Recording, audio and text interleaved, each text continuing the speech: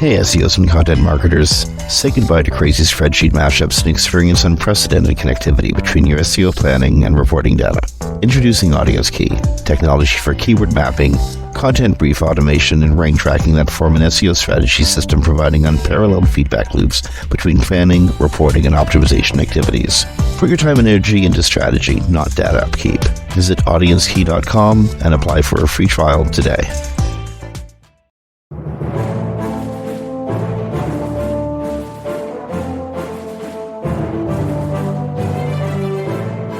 Welcome to Webcology on WMR.fm. It is the 26th of October, 2023. This is like the last day of October. Next comes November, after that comes December, and after that comes 2024. This is Jim Hedger from Digital Always Media and Kristine Schachinger from Sites Without Walls. Hey, everybody. And it's a weird week this week, leading towards the probably the most frantic e-commerce part of the e-commerce cycle. There's been so much change happening in the search world, so much change that is upcoming very, very soon. And well, I don't know, people might be wanting to, do some searches to find out, their baselines and stuff for the coming season ahead. And if you're one of those unfortunates who've been getting a "we can't do this for you" message from Google, it's not you, it's them. Yeah. Google, what have you ever seen this happen before? Google search is like, I've seen Google search, like pieces of Google go down, like a Gmail failure or something, but I've never seen Google core search not work. Google's failing for some people. What the heck? Yeah, I don't think we know what the heck. I think it's just not showing up. Sometimes when you go to search for something, apparently it's just not working. So And you're getting yeah, go ahead. Well, this started around 11 o'clock. And the thing that really struck me about the message that Google gave is it's an ongoing issue with serving search results. Users may see an error page when they're doing a search. We're working on fixing the issue. This is a sentence that got me. Next update will be within 12 hours. Oh, no. That sort of says they don't have a clue what it is. Yeah, and yeah, 12 hours is a long time. I mean, because this could obviously affect people's traffic. Well, How indeed, widespread absolutely. it is. Yeah. ASAP is the answer you usually want to hear from, heck, even from your own IP department when something's down. ASAP is what you want to hear, not "we'll get back to you like 12 hours from now." I'm guessing it's probably data center related or something because it seems to be pretty random from what I was reading. So, Yeah. So if you get a error page instead of a search result, that is not you, it's Google. And also, if you see a drop in traffic today or until we know that it's fixed, it could be affecting you. So make sure you check. Google has that reporting system now about being up and down, so you can check there to see when it comes back up, when they fix it. So chances are you're probably not going to come across this problem, but if you do, it's a problem. Yeah. Google, speaking of Google and problems, they've been having a problem being held accountable for their previous behavior with the DOJ. And if you're confused, as I know I am, about the permutations and twists and turns of the case, you don't need to be confused anymore, because US versus Google, the transcripts are out there at thecapitalforum.com/Google_antitrust_trial_2023. Or if you can't remember all that, Mike King, I Pull Rank on Twitter, posted it, and below that person posted the link. So you can go there and check it too. Okay. Or again, thecapitalforum.com. Yeah. Chances are on their homepage they got a link to Google antitrust trial. I would think. So yeah, again, nothing new has happened except the full transcripts have been released, and there's some really interesting revelations about Google and how they work and how Google things Google does and what Google thinks about its consumers. There's definitely sorry. And evidence of what they think about, because people, remember, this is all under oath in a court, so they should not be lying about any of it. So you might find out some interesting stuff. Okay, so We talk a lot about AI. We've talked a lot about dangers of AI and uses of AI. And one of the things that I think initially, sometime around in February or even March, people started calling for regulations around AI. As of Monday, the White House is going to be unveiling a broad set of executive orders on artificial intelligence. The White House is going to, they use the phrase sweeping order, and using the magnificent purchasing power of the federal government. So the federal government's wallet, which actually I kind of believe is controlled by the Republic by Congress, but um, It is, but there are different departments that also yeah, control their budgets, so that's what they're more talking about that. yeah, But indeed, indeed. yeah. So in advance of the AI safety summit that's going to be happening in the UK, the Biden administration say is going to be releasing a sweeping set of regulations on AI. Christy, do we know anything do you know anything about what could be in them? No, they're doing like kind of similarly to what they did with accessibility way back in early 2000s, I think it was, where this isn't going to affect your business if you don't do business with the federal government. So it's sort of like accessibility 508 compliance and now with CAG compliance. If you did business with the federal government, you had to have meet certain guidelines that they set out. And since what I'm reading right now is they haven't finalized this order yet, so we won't really actually know until Monday when they release this. But it will affect anybody that does business with the federal government. Also, it is going to apply, and these often don't apply like this, to intelligence agencies, Department of Defense, and the Energy Department. So all they're going to be required. One thing we know is they're required to run assessments to determine how they would incorporate AI and AI. Ugh, I stumbled over that word. Incorporate it, but also how they're going to protect, against the potential risks of AI. They said that the administration plans to release the order 2 days before government leaders, top Silicon Valley executives, and civil society groups gather in Britain for an international summit focused on the potential risks that AI presents to society, according to 4 people familiar with the matter. This is from the Washington Post. So we'll see. I don't think we're going to know a lot, but they are going to ease the barriers for highly skilled immigrants. That was greatly decreased under the last administration. So they make it much easier if you have skills related to this field or what they're going to implement to come to the United States on an immigrant visa. It's called Okay. it has a special, I don't know if that's the It's just like the B1 visa. Yeah, exactly. That's what it is. It's one of those, but they don't specifically say which one here. Where's the connection? So there's a number of new regulations that are going to be introduced by executive order from the White House. And by the way, we're upping B1 visas because of these regulations. Mm-hmm. Is that a hint? Maybe that there's going to be a whole bunch of work that needs to be done because of these regulations. Well, I'm sure they will because they're going to require assessments before things are released. So you're going to have to be reviewed. You're going to have to go through a whole government, a review process before you can release things, or you can take on AI. When I worked at USA.gov, which was the GSA, the big public agents fronting agency for the federal government, like just to use the email address took a 3 month background check. I didn't have access to anything. I had to have a 3 month fingerprinted background check just to use email. So it's going to be like that. They're going to have regulations all around it, and they're going to be very specific. There'll be things like that where you have to have sort of a background check to be able to do XYZ. They'll have all sorts of processes and procedures. We just won't know till it's underway. And then also it'll be different in every department, how they handle it once they get under the umbrella of Well, that. I do have some bad news for those B1 applicants.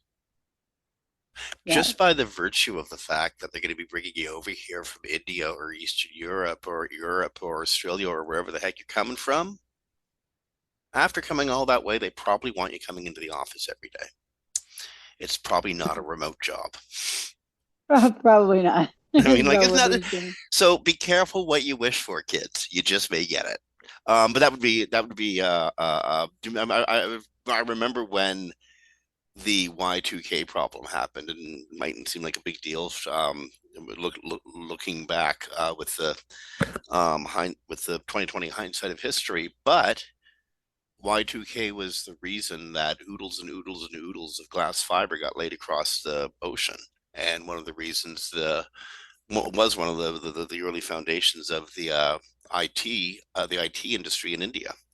Um, this reminds me of that, the rapid Well, advance in AI, and suddenly we have a problem we need to correct. So, let's get the best minds in the world over here to do it. it's true. And also, just to add to this, just real briefly, they are going to be building on the voluntary commitments that 15 companies signed up to, like OpenAI, Google, Photoshop. Photoshop's done a really good job, by the way. And so they're going to build on that. And then the assessments of the government purchased large language models are going to have to exercise what is known as red teaming. Red teaming in cybersecurity is like the people that break the models to protect the models, or break the programming to protect the programming. And it's going to be led by the NIST, which is the National Institutes of Standards and Technology, that helps develop new technology in the United States, government agency. So they're going to release the framework for managing the risks of AI. Well, I do hope that many of those initial developers of AI can be held to their, what's the phrase? Good intention, their good intention pledge.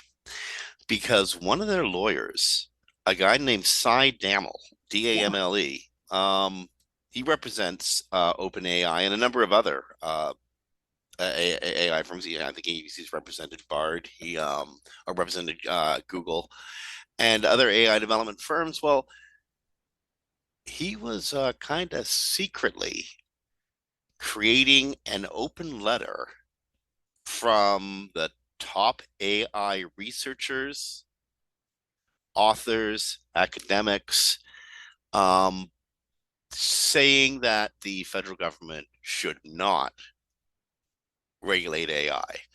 Now, he might have gotten away with it. It wasn't some meddling kids who sort of put it together and found his what's the right word? His Digital rhetorical fingerprints? fingerprints, Yeah. and digital fingerprints, all his Yeah. his writing, and well, if you look at the metadata attached to his documents, it was the dude who wrote it, and he's their lawyer. So I Yeah. hope these companies can be left to their promises and pledges, but their behavior suggests different. Well, by the way, he got caught by publicly posted PDFs of the letter, which he left all his metadata inside the PDF. So be careful of that if you're trying to do something sneaky. There's all these digital things that are left behind in your digital assets. But yeah, exactly. And OpenAI is actually OpenAI is one of the big proponents of not changing. Yet you'll see them at like hearings saying, "Please regulate us, please regulate us." So it's what the tech world does. If social media did it, search did it, they go and they beg for regulations that they really don't want. And then they're behind the scenes, they're trying to do their best to make sure they don't happen. One of the, how to say this, one of the greatest assets of the tech world, and also one of our greatest weaknesses, one of our greatest liabilities, is that everything moves so quickly that we still have the we're going to do this wink, nod, handshake, get it done mentality. Yeah, Um, the idea, Zuckerberg's quote, move fast and break things, that defined a generation ago, that defined how we worked with the internet and what we thought about our missions to move forward and all that. And I see that same sort of philosophy playing out with AI, with LLMs, with the idea of incorporating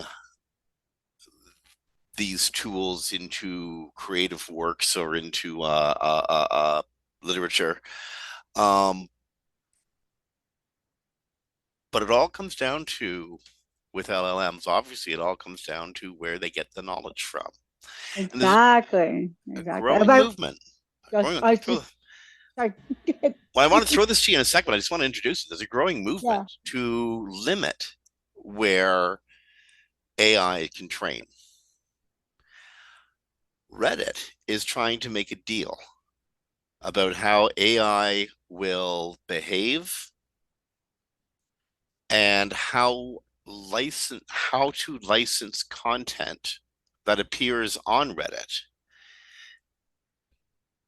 if it is used in training AIs or in creating the large language model. Problem is they can't come to a deal.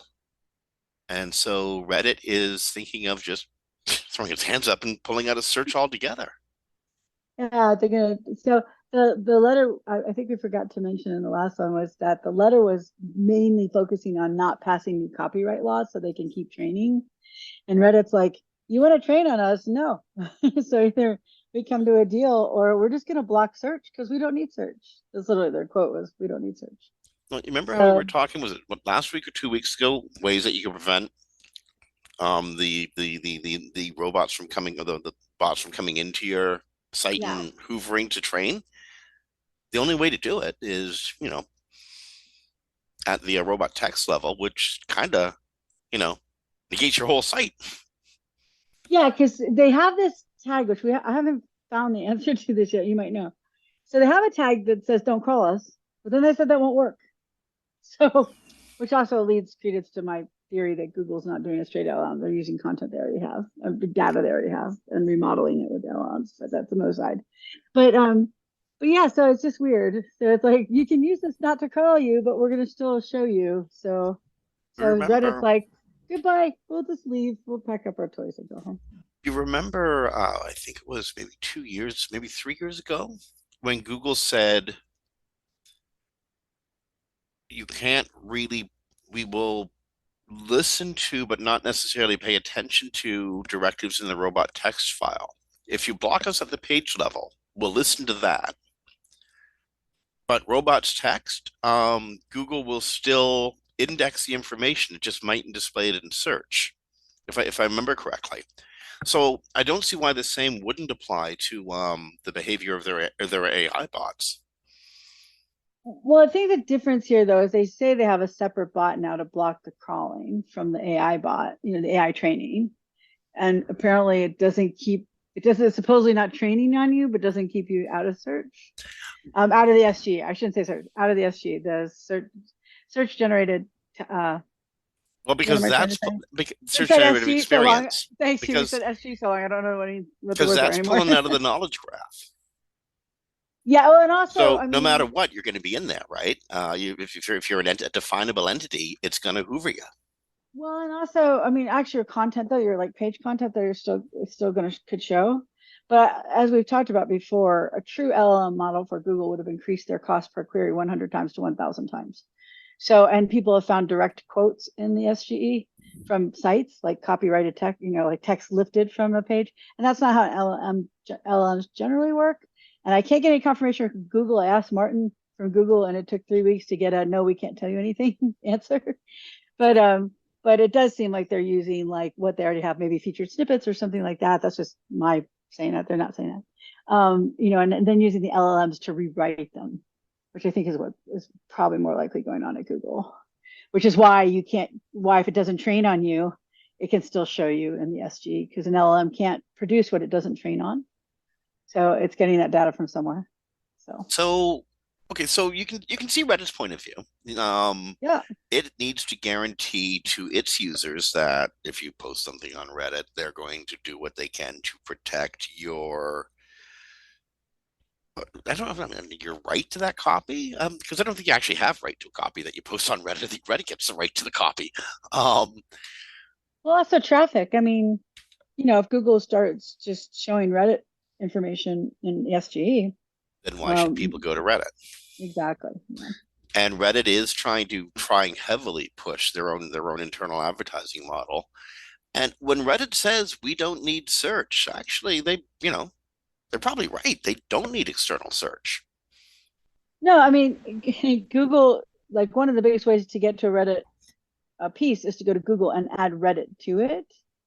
But that's because Reddit search was really poor. But apparently they've been working hard on that. I don't know how much it's improved yet, but if they get to the point where people can find things on Reddit, then they don't need to do that. So Well, I mean, Reddit is like takes the early directory structure and sort of perfects it. This is what actually, Reddit is very much what search engines used to be. Except it's like what search engines used to be 2.0. You remember like Best of the Web, or even the original Yahoo was all this hierarchical um, set of directories and subdirectories and subdirectories. Well, you kind of got that with your topics and then your subreddits. Um, and then breaking down by users. And you can, yeah, Reddit is a really interesting other way to look at ordering information on the web. They're too. But I can see their point. Like if our search engine is really good on site now, we get it to that point. You Mm. don't need to go to Google to find our materials. Then why do we need Google? Yeah, well, Which is one of the first companies that actually has a model where that might be true. they call themselves the front page of the web for good reason. Um, so yeah, Yeah. and the effect of Chat GPT and AI on how users do things is manifest. I mean, just a year in, this is a story that came up from Stack Overflow.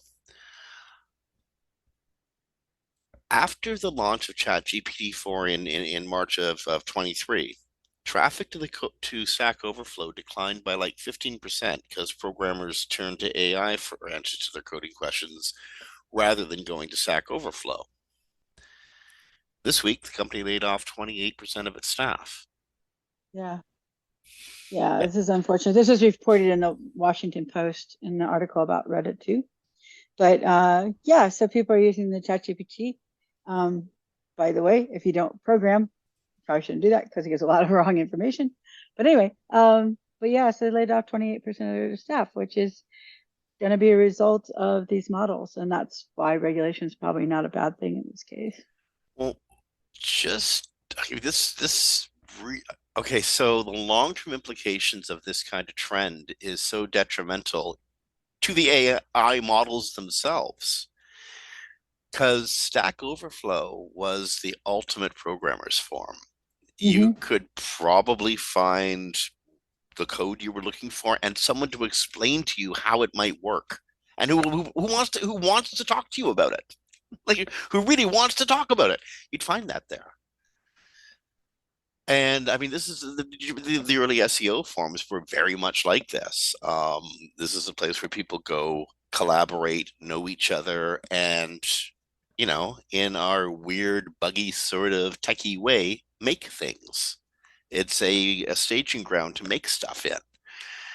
And if communities like Stack Overflow start to diminish and people don't add to those communities, there's going to be less and less and less for the AI models themselves to train on. Correct. And also, this goes back to not compensating who you train on, right? Like, had OpenAI had to compensate Stack Overflow for what they were doing, because like Twitter charges $42,000. I think it's a month for the API now for anybody. It's like so that really hurt researchers, but people like OpenAI they have to pay that now, right? Had Stack Overflow had to been paid because Twitter was just going to block OpenAI. If it had to be paid, maybe there's a chance they wouldn't have had to lay off those workers. But because they took the content and regurgitated it without any sort of compensation, Stack Overflow had to lay off, you know, uh, their people. Um, So, that goes back to the non-compensation model. And like you were just saying, don't Daniel Coffey, president of the CEO of the News and Media Alliance, because news is also having a big problem with this because now things are showing news like SGE is like showing news and ChatGPT now connects to the internet. They're not getting compensated. And he said with generative AI, quote, what goes in must come out. If quality content and quality journalism, and we'll add programming, isn't a part of that, then it's not a good thing for the products themselves or the society, right? So if they can't train on anything because everyone's blocked them because no one's getting compensated, what happens to those models? Like you can't in the tech world, like you can't be well, a parasite that only benefits yourself. we already You know have what to benefit happens, each Kristine. other. We already know what happens, and we can see it when we go to Spotify. Aside from artists, unique artists like Drake or uh, uh, oh my goodness, I can't believe I'm spacing on the largest performing artist in the world right now. She's dating a football player. Taylor Swift. Taylor Swift, thank you. My goodness.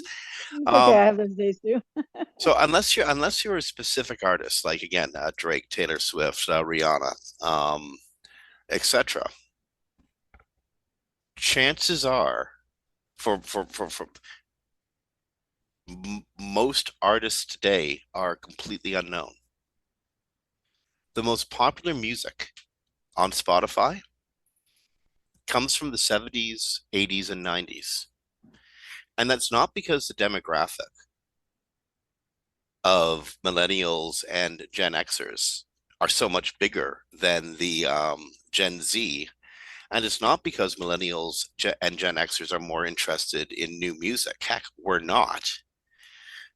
We're stuck in our time period, and young people are very interested in new music. But there's not a lot of new music for them to find because it's too expensive for the artists, because the music business was absolutely destroyed by free file sharing in the late 90s and early part of the 21st century. We know what's going to happen to those programmers. Yeah. The model's already proven itself in rock and roll or the lack thereof. But also the model as they like the ChatGPT 4, although a little bit more accurate, has declined in its abilities, right? Like the researchers that test these things has declined. And so part of that is maybe on OpenAI side, they put less processing power towards some of the billions of parameters. But if you can't, like we already saw with the Bing story a few weeks ago, it puts out wrong information, then someone posts it, then it brings it back as supposedly correct information. If it can't train on new things, if it can't find new content to train on because everyone's blocked it, what does it do? It just what happens to all that? You gotta be beneficial. Well, You can't just take in any world, any relationship, anything you do in life, you can't just take. Eventually that comes back on you. So the AI industry is going to have to find ways to compensate, or they're just going to wind up being the snake eating the tail. yeah. We know what happens there. So, And just to remind them, we live in a time of acceleration, so it's going to happen a lot faster than you mhm. think. Yeah. Now, I'm one of those, well, I don't feel like a dinosaur, but I often act like one on TV or I act like one on the internet. I'm one of those writers who, for the most part, doesn't use AI in their work.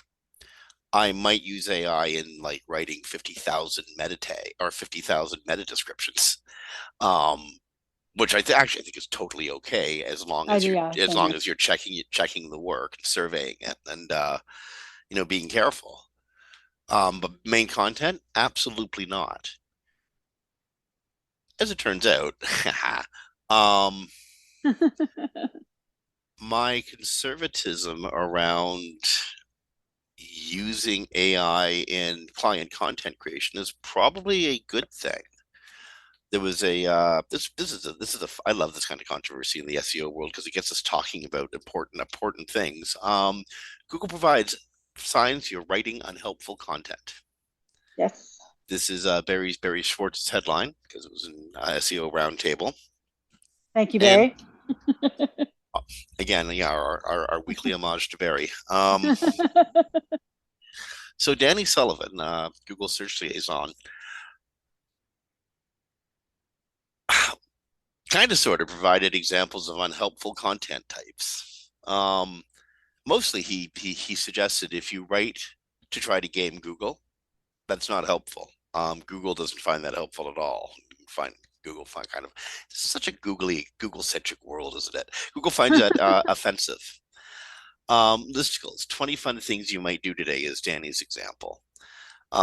Writing a 20 fun article, 20 fun things to do might not be the most fun thing to do, and it mightn't be the best thing to do either because Google sees right through that. It knows that you weren't doing that stuff.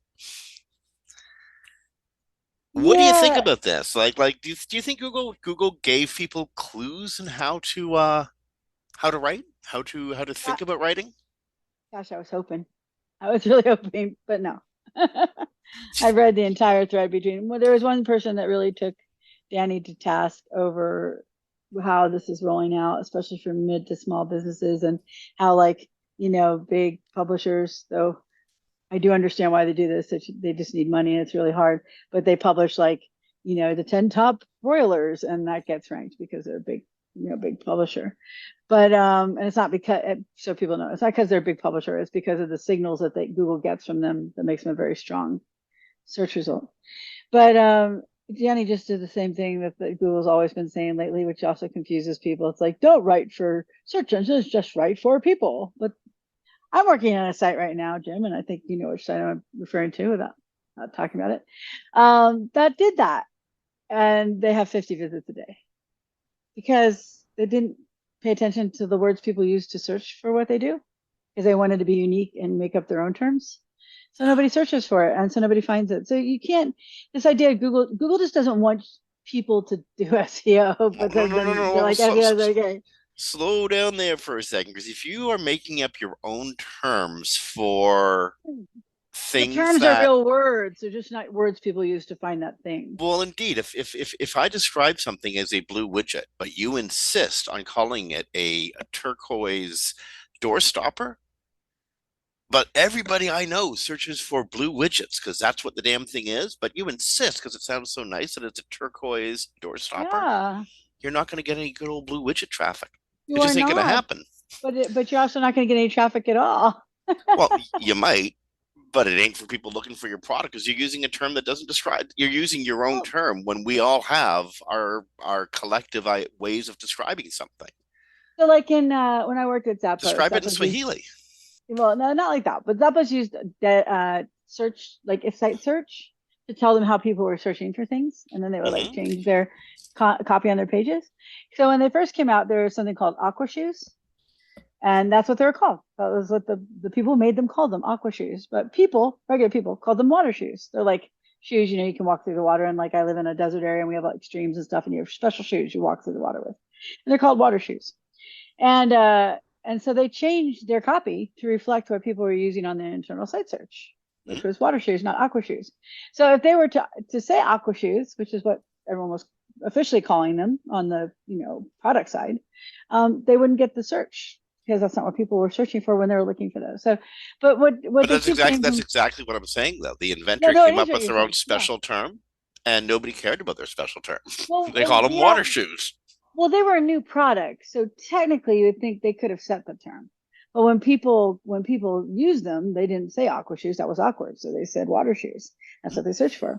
So, but the point being is that when the thing that Danny just put out was just like, write for users, not for Google, write for and it's Well, like, but that's great, but you got to still incorporate Google's guidelines, what Google wants in your writing for users, because you definitely should write for users predominantly.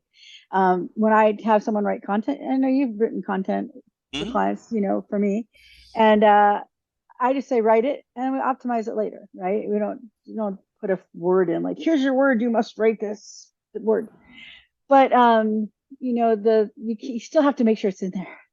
You still have to follow Google's guidelines. You still have to use like H1s and H2s. You still have to do it in a way that Google Oh will no, no, reward that no, no, content. no, Yeah. that he wasn't talking about that though. He Oh yeah, wasn't he talking. just No, no, said he write it any wasn't, way you Kristine. want. He wasn't talking about it. He was talking about the bogus, the completely bogus. No, Nobody gives a damn about listicles. He was talking about content that nobody. You're only writing this because you think it's going to attract clicks and it's clickbait stuff, but it's junk. well, no, he's It's not just talking plastic about that though. tchotchkes that is just littering the beach.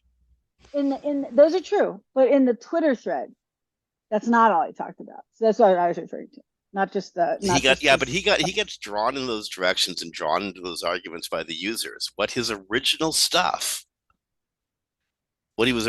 saying was write content that is helpful to the user who's on that page. That's what he was originally saying. Then he got drawn off into different arguments and stuff, as always happens in the industry. But his Well, original no, but thing, he was more elaborating on what he was originally saying. You're right. It's like you don't want to do junk card, but you know why people do all those listicles? People click on them. So do users not want that? Because no, I've they worked for don't. They companies that honestly converted. don't. Are they, well, I don't. that's the thing. Why I would they mean, they click on do them? want them. I mean, they want them like they Why want would they junk click on food. them? They want them like they Huh, want but they're that clicking on new, them. like that 15-minute dress from the discount designer shop that you're going to wear twice and throw away. That's the kind of way that they want them. And for Google, that's information pollution. What And I'm that saying Google's is, got a big problem with that. And when they say helpful content, they don't care about your listicle because it's not helpful to anybody. It but doesn't do anything. that's not true. I live in Vegas. As someone, I go online and I'm like, what are the 10 best restaurants in my area of town? 'Cause we have 3,500 of them. Mhm. So the 10 best restaurants is useful for me. See, they get clicked on because people like the content. People don't click on them just because it says 10 best, right? They want that content. So I think sometimes Google is trying to push something that maybe is not necessarily supported by people actually on websites. Because those, you don't want to just write junk listicles, but there are a lot of good listicles that actually are valuable. The 10 best pictures of all time, So if you the okay, 10 funniest so pictures of all time. Kristine, what Yeah, you're talking about, your Vegas example is a good one of something that actually is very helpful for people. yeah. That will direct people to a good or service that they not only want but they need at least twice a day. Um, the 10 best pictures, well, that may or may not get a ranking for something because it may or may not be as important as where are we going to have lunch. I'm just saying that like Google is saying that anything that's done that way is bad content. It's just not necessarily true. And Well, he did go say later, um, it becomes, well, maybe if I change these words to that and add this to that, rather than why am I producing this content? That may be listed as unhelpful. Well, if you don't have the keywords in there, it's not going to rank. So I'm just saying Google's just being well, nutty as indeed, yeah, usual. but you know what? If you are writing the content originally and not incorporating numerous ways of describing the good service object or whatever, or finding ways that provide context clues for Google to fill in the blanks, then you're not doing a very good job of writing. So your content was suspect to begin with. Well, you know what I think what bothers me about this is Google has to translate helpful content into algorithms, which means it's like math, right? And processes, which means they know what they're looking for. So give us something more specific than just right for users, because The basically problem that's the is crux of everything. I think it's a floating target though. So I don't think Google can say anything hard and fast. For instance, you know how they have to take Core Web Vitals and instead of telling you what page is good and what page isn't good, they just sort of munch a whole section of it or a whole type of different types of page together in your website and give you the average of all that stuff. Well, because there's so many variables and trying to figure out exactly how much something shifts around on a page or how quickly the biggest block loads. There's a bunch of different variables. It's never the same twice, right? I think it's a floating thing when it comes to content as well, especially when relating it to all the other stuff that's out there. Well, I still think they could give us more direction. That's all. I was really excited about the article. I was like, yeah, we're gonna get some real hardcore stuff. No, just write good content. I, Okay. I will admit I'm kind of dog in a manger about this. I like it hard to get good. I like it when it's hard to make good content. That's a good thing. No, that is. I'm just saying to users, like if I have to say to a client, what does Google tell you about the HU? Just make good content. What does that mean? Yeah, they don't tell us. And then one guy pointed out, so it's not really the helpful content update, it's the unhelpful content update.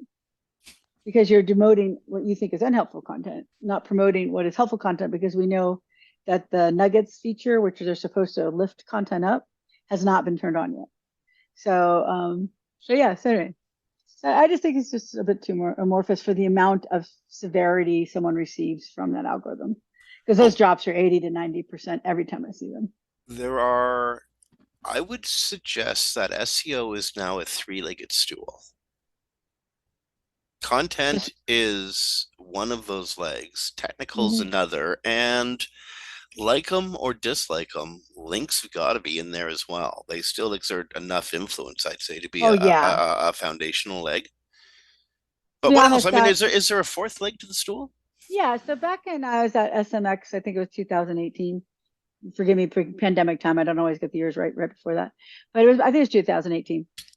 And Gary was there and he said the three main components of search are content, links, and rank brain. He didn't mention technical yet.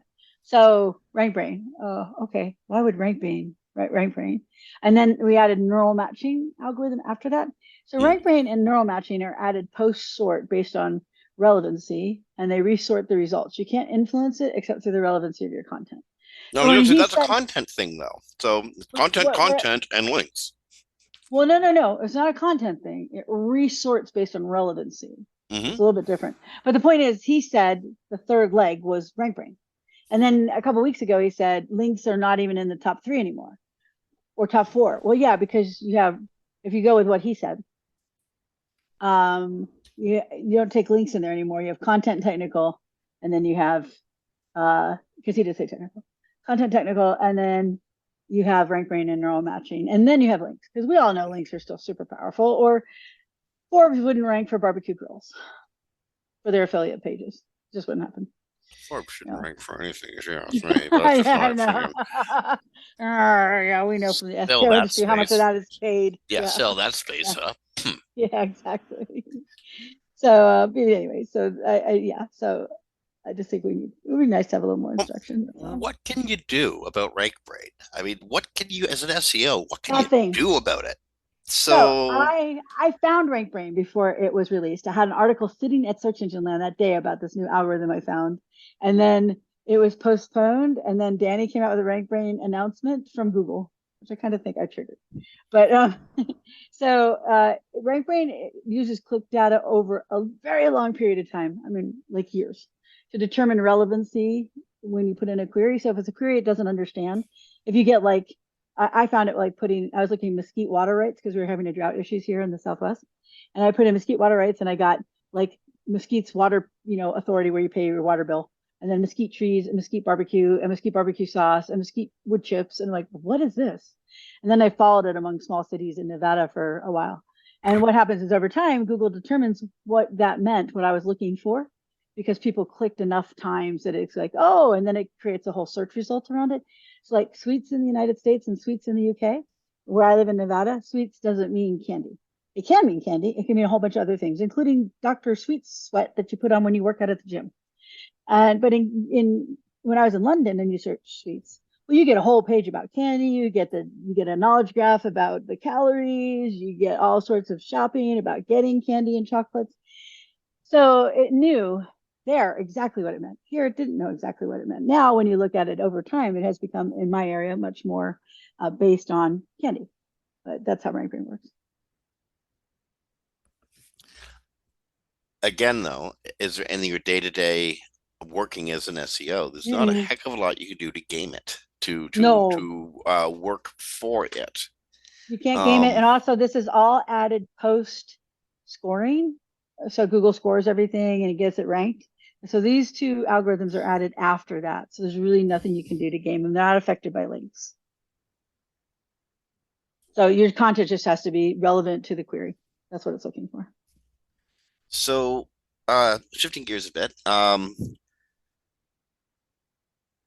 I'm still trying to wrap my head around how this works for webmasters, but Google Search Generative Experience is going to be presenting quote unquote supportive links in the about this result box.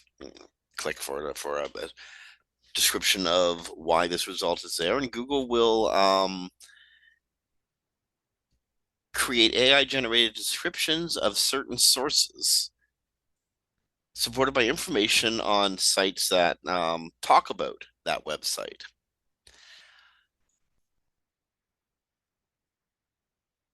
I am again not entirely sure how that helps drive traffic to sell the product that I'm trying to sell, or how that puts eyeballs across my page easily um, without anything. Whether Google takes that traffic and 1 in 10 people are going to click that supportive link. Yeah, I don't really understand, except maybe if it's like you're in a city and you don't know anything about it, and these other mentions will help people make their decision. But I don't see many people clicking it. So I don't think it's necessarily bad thing because you have to click to get it. It's not like impeding on the regular result, but you know, it's part of their effort, I think, to to make more people give more people information to make informed choices across their products Well, on search. So Google's had the about this page or about this result link for quite a mhm. while now. And incidentally, if you have a business listing, if you have an e-commerce store on that's in Google's index, you really should check that because it'll show you what other people are saying about you. Yeah, I mean, it's a little dangerous, the stuff that they're doing there, because you and I both know how things can be manipulated to harm companies. So hopefully they have some sort of, filter on there to prevent that from happening. Because you know how the business results, like if someone gets public notice about something that people don't like, how quickly that can become a problem for the business. So, and that could, I don't know how that would work because now they'll like shut it down and they won't let it continue. Like they'll shut down reviews. But I don't know how that would work with the generative AI. Like, would those bad postings come in now, or would they No, also? So that's a question. yeah, these again tend to draw off like more established review sites rather than pulling stuff, say that rather than pulling stuff off, say Google reviews or off of Google Local. This would more likely come from a system like Yelp. Wait. Um, People should be aware. This is not the cards that go in the SGE experience. This is just in this location. yeah. Yeah. Now Google's doing the same sort of thing in Google Images and using AI to fact check and fill in blanks about these images. And in this case, I think it's really useful. So when you do an image search on Google, you're probably going to get a lot more if you want to drill down and get more information about the image. It's going to be a lot more there for you. Might even show how other sites use the same image. So if you're thinking of going and lifting an image off Google search, well, maybe you can find out who else is using it, and that's probably a good thing to know. It is, or the age of the image. I mean, I Hmm. uh, I don't talk about this often, but I work with community notes on Twitter, like trying to debunk information that's bad. And there's been a plethora of information in the last few weeks for certain situations that are going around the world that with images and videos that are old or from sometimes from video games, right? And so this is a much easier way for just regular people to like check out the image. They're also going to add if it's AI generated, if that information has been provided. Like Adobe is going to put in all their images that are created by AI that it's an AI generated image. There's a special data in the background, the metadata for the image, where programs will be adding that information. So it'll be easier for Google to pick it up. So it would be good to know, like, this is an AI generated image. So you don't feel foolish, right? Have you ever shared something that you thought was real and then you find out later it's not? You're like, oh my gosh, I really thought this was real. And it wasn't that important. So you didn't like do 3 checks on it, right? Like it was like, and then you're like, oh my gosh, I didn't mean to share something that wasn't actually there. So it'd be really helpful for people, and it would really be helpful for people with the amount of disinformation that goes around the world right now. Absolutely. Yeah. Okay, we're rounding the corner, so we got a few more stories. We're gonna sort of go rapid fire here. If you see ads mixed in with your free 10 blue links, that's well, actually you probably aren't seeing the 10 blue links. You're probably seeing an Everflow page, one of those new and improved Google search pages that don't break up into that don't do pagination, that just flow and flow and flow. You might see ads mixed in. Google is testing paid ads within organic listings. Ginny Maven, the Google Ads liaison, did confirm this on Twixter, saying we're regularly experimenting and don't have anything more to share at this point. I love You know that. what's so ironic about that though? It was a little different. Google took over Yahoo because Google separated ads from the organic search because people in Yahoo didn't identify that the ads were ads, but and Google does. But still, it's just kind of funny that the way they killed a company search, it killed a search engine, also having better algorithms at the time, but was that people could trust it, that the ads were on the column right, and now above, and not in the organic results. I just think it's kind of an odd play This to is Google's take mobile it. search problem. Like Yeah. they need to create a small screen SERP that allows them to pump mega paid ads into that SERP, but still gives the loss leader of the 10 blue links. Well, and I mean they're in front of the DOJ for like antitrust. I don't know if that's the best time to like hide images in your organic search results. I should say hide. They'll still say they're sponsored, but people won't notice that, especially on a mobile device, so much. But at So least you'll know if the image used for the ad was AI generated. this is true. Yeah, Or you so can check you got it. that going You, for you. you got that going for you. So, is there a story you want to touch on? Because I do think there's one we kind of skipped and we should probably at least mention just so people know. Which one be that? Well, Uh, there's a few there's scary ones here. there's two Twitter ones that I think people should be aware of. The first one we don't have to go into any depth. People know how this works, but Twitter is adding video calling, which will let anybody, if you who pays for the blue check, to call you on Twitter, and it's set to allow calls by default. I am going to go right after the show because I found this right before the show, and I'm going to go turn that default off. It's in your, I believe your DMs. You can go in there and do it. But so if you don't want strangers calling you on Twitter, you might want to turn that off. So that I have like 18,000 followers who could do this, so I'm going to turn it off. so that crazy So Nazi guy who isn't your Uncle Phil might call you up around Thanksgiving, whether you like it or not. yeah, pretty much. And then you'd be like, where are these calls coming from? What, Twitter? So just make sure you know. Right now they're limited to the iOS app, so I'm on Android, so actually can't do it to me just yet, but I'm still going to turn it off, so I don't have to worry about it later. Well, and if any one of you out there thought that Elon Musk's financial difficulties might be your salvation from all this terrible stuff that's happening at Twixter, probably not. It looks like the banks that load Elon Musk are kind of getting used to the idea that they're taking a bath, whether they like it or not. I don't know though. When I don't see, I'm Well, is not a anybody finance threatening person. him for real?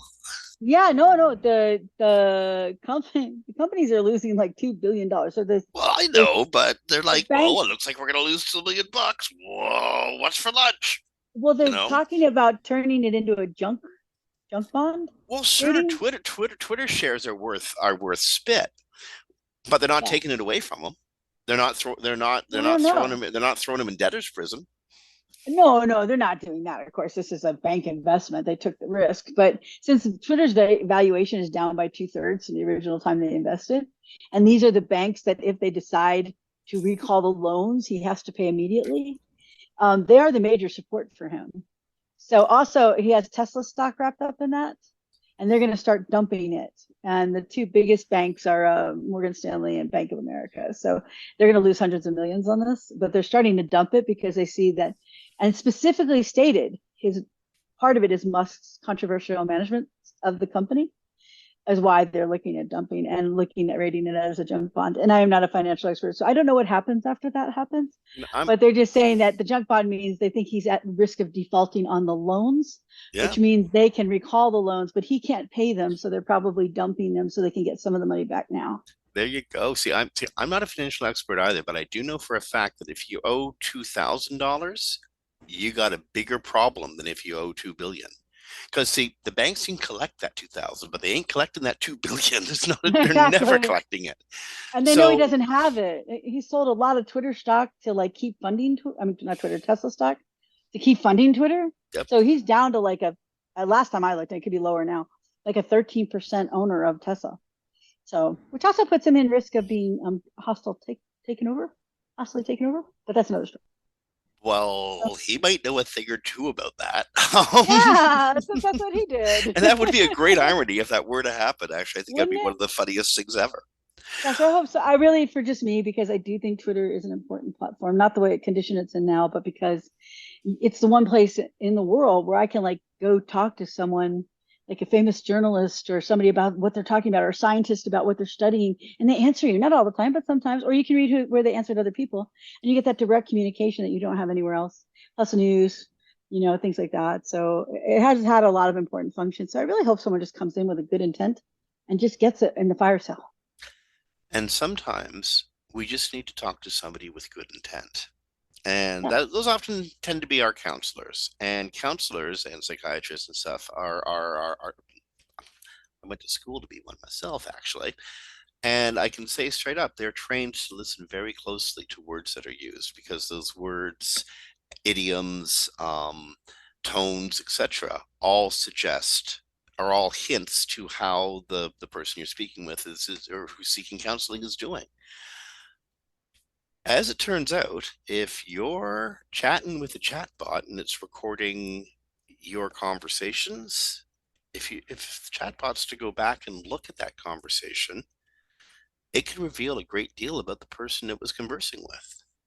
Just like a Yeah, counselor can hear a great deal in the conversation you have. Ain't that cool?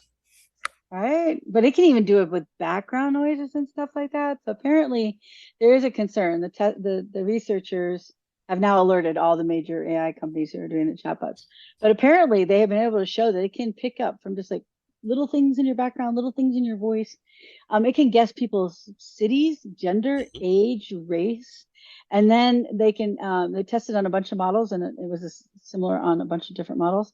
So they're telling companies like, "Hey guys, you got to check into this," because they don't know that's an easy problem to solve.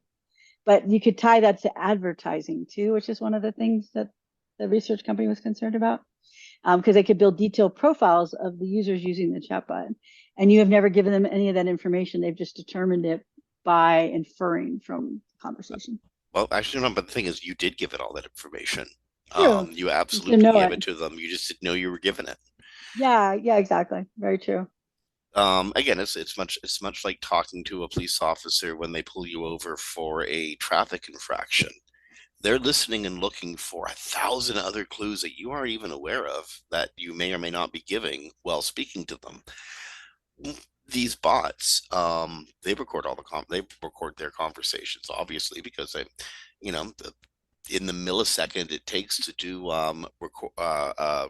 regurgitate and respond. Um, your conversation gets recorded over time. It reveals a huge amount of it, and as a counselor, I can see some incredible ways this could be used to help people. And as somebody who's been working the internet for the last like 25 years, I can see some bunch of ways it could be used to hurt people badly. Well, it'd probably be used for ads first, really, let's be honest. But I just thought of a funny thing. It's funny to me. That'll be funny to you. But did you ever in Canada get those late night ads for the psychic hotline? We did. And we just had, like during the pandemic, they came back because everyone was stuck at home on TV, like late night, like to do the psychic hotline. Could you imagine if they did this with a psychic hotline? Gonna be I, telling people all sorts of stuff about them, and it'd be totally be from the chatbot.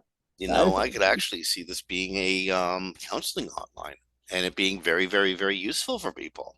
But Oh, yes, I can sure. I absolutely just thought that'd see, be I can funny. I just thought so it'd be see funny.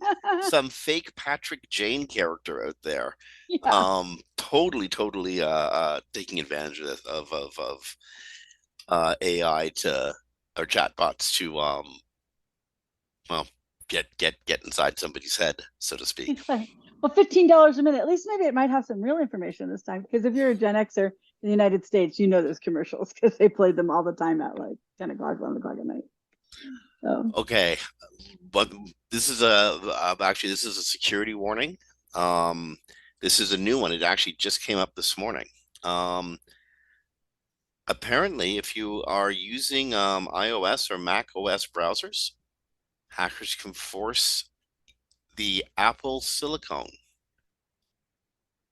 to can force chips made by Apple to give them port access to your system, and well, they can get into Gmail content, passwords, um, your files, etc. There's no patch for this apparently. Um, I got this story from Ars Technica just before we went to air. Just be aware, Mac OS or iOS users of all versions, well, it's the you're Safari exposed. browser. Oh It's the yeah, on Safari Safari, browser. for Yeah. Safari specifically, Yeah, you're and exposed. it's in the A and M series CPUs. So like I have an Intel, so I don't think that it's under that one. But I do think the name of it is kind of funny. It's the little eye leakage. Eye leakage is what they're calling it. That's cute. Eye leakage. But yeah, yeah. So just be aware if you use a Safari browser and you're in the A or M series with the CPUs, that you could be very much exposed to this. So you want to be careful. So yeah, Oh, good catch on that, Jim. indeed. Well, these are the. I mean, we used to freak out over WordPress security. Because 50 some odd percent of the of websites were designed in WordPress. I have no idea how many people use iOS mobile devices, but if you look at the stats of some of my clients, the mobile stats of some of my clients, I'd say a hell of a lot. Oh yeah, yeah, and it's also I believe it's on the desktop too, because the M is a desktop chip too. So So yeah. that's it. We've gone full around the clock. Before going, I want to give a big thanks to Audience Key, our sponsor. And also, I want to thank the folks at WMR and the folks in the studio for being the folks at WMR and being the folks in the studio. Thanks, folks. Um, any last words, Kristine? I don't have anything super interesting today, so so no. On I'm going behalf, to go help teach college students tonight at UNLV some basic SEO. So that's where my day's going. So okay, well, brilliant. So, links, technical, and content. Excellent. do it, You should be do back in time for supper. it. Exactly. On behalf of Kristine Schachinger from Sites Without Walls, this is Jim Hedger from Digital Always Media. Friends, you've been listening to Webcology on WMR.fm, recorded live to podcast on the 26th of October, 2023. Rank well, write good content, do all the other stuff, technical stuff too. If the search engine can't read it, the content doesn't matter if the content's good or not, it can't be read. Be kind to each other, be patient with each other, and we'll talk to you next week. Bye, everybody.